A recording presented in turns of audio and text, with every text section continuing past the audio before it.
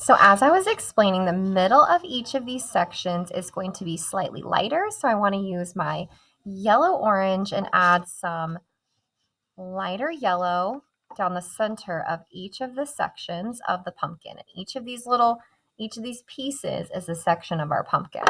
Once I've added that lighter yellow, I'm going to go back and add some more orange.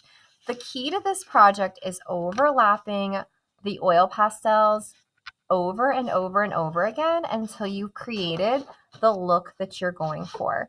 And this is a very hard thing to teach or explain because every single person's paper is going to be totally different.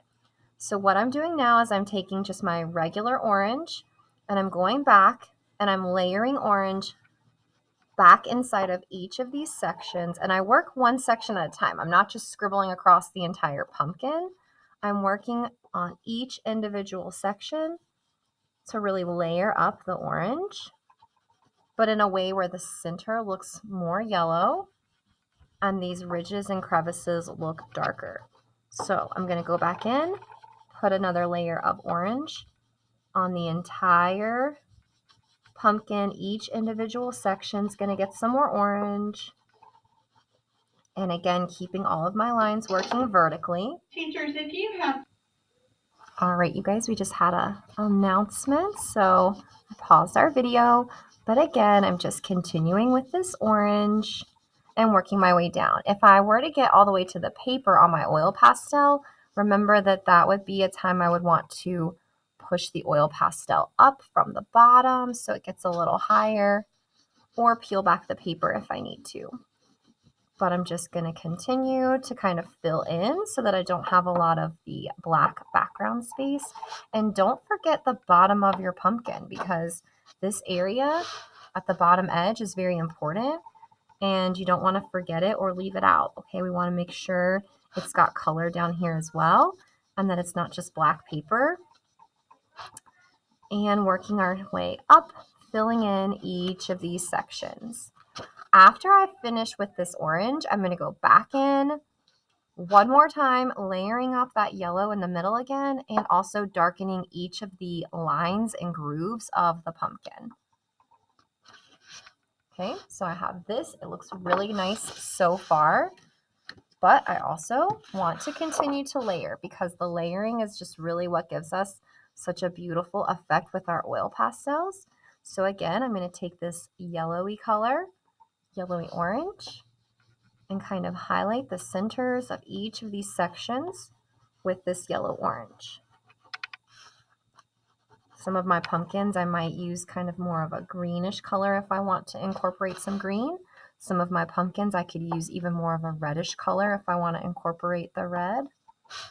Okay, it's looking really good, but I definitely want to somewhat darken these grooves again and try to blend my oil pastel colors. We're also going to be going over this with some oil to create some more blending. And that's really going to kind of melt all of the colors together more on our pumpkins. But I want to darken each of these lines that we created that are the crevices and grooves. And then the way I really make this kind of stand out on my paper is the last thing I do is take a black oil pastel and I outline the edge of my pumpkin as just kind of a final step that really finishes off the look.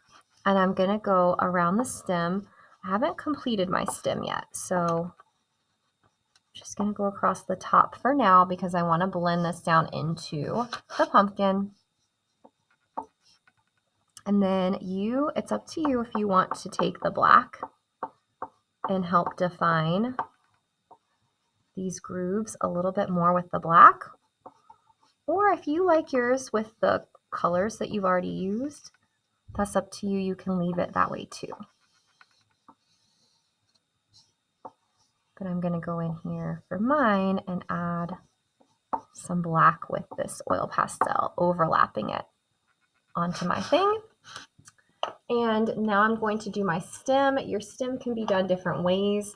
Some of our pumpkin stems are more brown, some are more green. I feel like most of mine have some green in them, so I'm going to first put a layer of the brown. And what I like to do is bring this kind of down onto the pumpkin because I feel like that looks more natural and realistic to kind of carry this down onto the top of the pumpkin.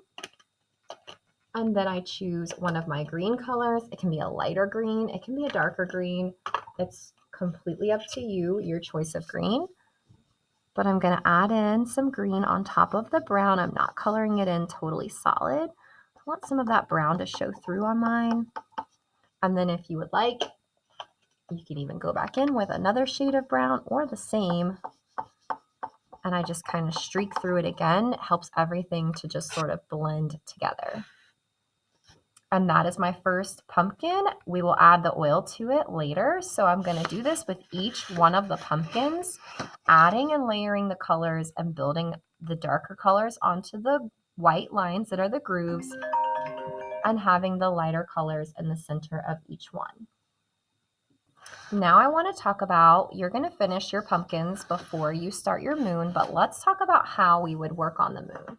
The center of our moon is going to be extremely light, and we're going to build the colors as we work out from the center. You have so many choices of colors that you could use on your moon. I typically recommend whites, grays, silvers, any of these lighter shades. I also feel like your moon could even have yellows in it. Lots of moons have sort of a yellowish tint. So you have a section on your tray that has lighter yellowy colors. And some people even like to use some of the lighter blues to build on their moon as well. So the biggest thing is that you want the center of your moon to be the lightest point. So what I do is I take my white oil pastel, if I can get it out of the tray, and I'm going to start with this circle that we started in the middle, and I'm going to be filling it in a circular motion with my white oil pastel. You can even build it a little bit larger as it comes out. And then all of my colors are going to move outward from here. I'm also going to incorporate some grays. And I'm going from light to dark. So this gray is going to be lighter. And I'm just going to gradually move out with the colors. If I start to use a color and I realize that it's lighter than the last color, I can bring it more towards the center and blend it back towards the center on my paper.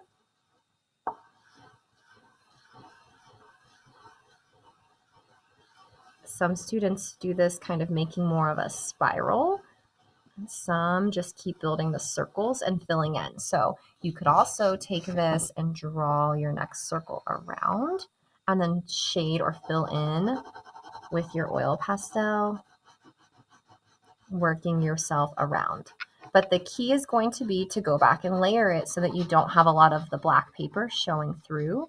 So once I feel like I have built my moon to be the size that I want it to be, I still need to go back and create layers of oil pastels. Students who really enjoy oil pastel projects are good at layering the oil pastels. And the students who don't enjoy it so much or feel like their results aren't as good typically have that issue because they don't layer their oil pastels, and so they're not as happy with the outcome. If you really want to have a beautiful outcome, make sure that you layer your oil pastels on top of each other to really build the depth.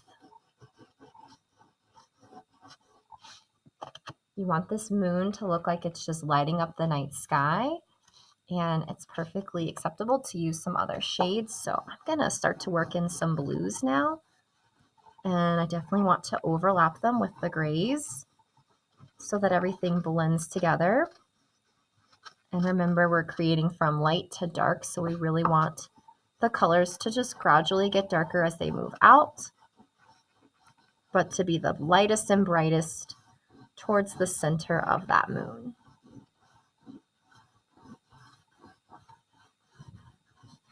I want it to be a big moon that just really lights up the entire night sky. So you can create your moon really any size that you would like. This is about the size that I'm going to make mine. I'm just about finished, but I'm going to go back, remember, and layer so that I get some nice depth building onto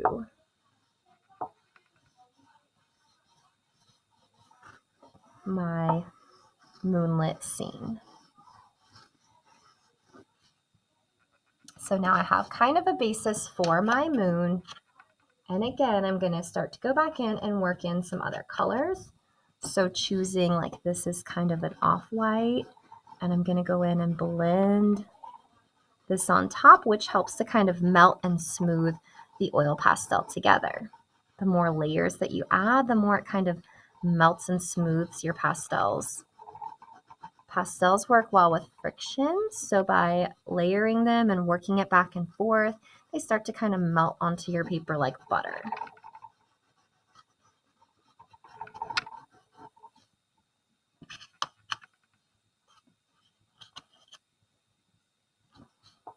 And again, I really love these blues.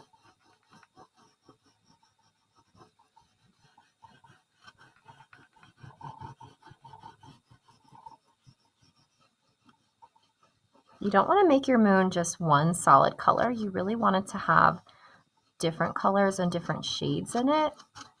So be creative when it comes to building the moon, because it's really the eye-catching centerpiece to your project. I'm going to put some blue back around in this section as well. And then I'm going to go in with my silver.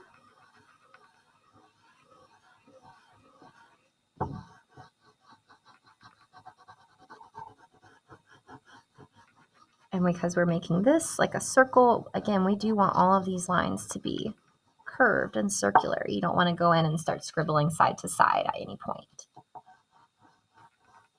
You can use kind of the edges of it and give it some smaller, thinner lines that work their way out towards the outer edges.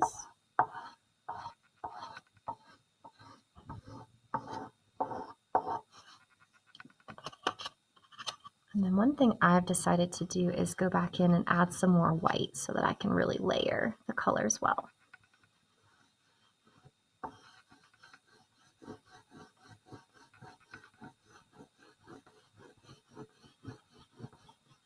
And you're just going to keep building your moon until you're happy with the way it looks. And you know that once we add some of the baby oil to blend everything together, it's really going to smooth everything out much more as well.